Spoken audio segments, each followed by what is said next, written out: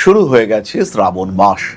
একটি রুদ্রাক্ষ ধারণ করা অবশ্য কর্তব্য, কারণ এই রুদ্রাক্ষ ইনি হলেন শিবের নয়ন থেকে উৎপন্ন, শিবের চোখ থেকে উৎপন্ন একটি বিন্দুসম, একটি প্রচুর শক্তির আধার রূপে বিবেচিত। শাস্ত্রে আছে রুদ্রস্য নয়নাৎ উৎপন্না রুদ্রাক্ষ ইতি কীর্তিতঃ, অর্থাৎ শিবের চোখ থেকে উৎপন্ন এই বিন্দুসম বস্তু, তার নাম হলো রুদ্রাক্ষ। আর শ্রাবণ মাস ভগবান শিবের মাস। সমুদ্র মন্থনে উৎপন্ন হলাহল বিষ পান করে ভগবান শিব যখন যন্ত্রণা এবং জ্বালায় ছটফট করছেন, সেই সময় তার দেহকে শান্ত করার জন্য দেবতারা শুরু করলেন অবিরাম জলধারা। আর সেই সময় থেকেই প্রত্যেক শ্রাবণ মাসে ভগবান শিবকে জলসিঞ্চিত করে রাখা এটি কিন্তু একটি নিয়ম হয়ে দাঁড়িয়েছে। শ্রাবণ মাস তাই শিবের মাস।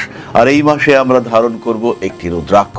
যদি আমরা পারিবারিক অশান্তিতে ভুগি, যদি আমাদের কাছে টাকা পয়সার সঠিক যোগান না থাকে, যদি মানুষের সঙ্গে সম্পর্ক স্থাপনে আমরা বারবার ব্যর্থ হয়ে থাকি, যদি আমরা প্রত্যেকটি ক্ষেত্রে ম্যানেজ করতে সমস্যায় পড়ি, যদি আমাদের সঙ্গে মানুষের সম্পর্ক সঠিক না হয়, লোকের জন্য করে করেও যদি নাম আমরা না পাই, যদি ব্যবসায় ক্রমাগত ডিস্টারবেন্স, ক্লায়েন্টের সঙ্গে সম্পর্ক যদি ক্রমাগত খারাপ হতে থাকে, সেই ক্ষেত্রে আমরা ধারণ করব একটি দুই মুখী রুদ্রাক্ষ।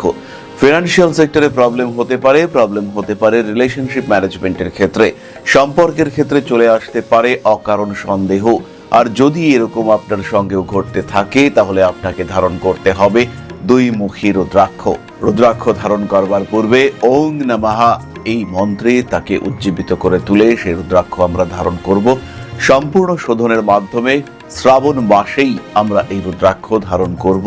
একটি দুমুখী রুদ্রাক্ষ পারে আপনার সম্পর্ককে আবার স্থিতিশীলতার জায়গায় নিয়ে আসতে। একটি দুমুখী রুদ্রাক্ষ পারে আপনার ফিনান্সিয়াল সেক্টরকে আবার স্টেবল করে দিতে। টাকা আসছে না, টাকা আটকে রয়েছে, অথবা সেভিংস হচ্ছে না, ধারণ করা যেতে পারে এই দুমুখী রুদ্রাক্ষ। বাধা বিপত্তি সমস্যা আসলেও আপনার পাশে দাঁড়াবার লোকের অভাব হবে না, যদি আপনার গলায় থাকে একটি দুমুখী রুদ্রাক্ষ।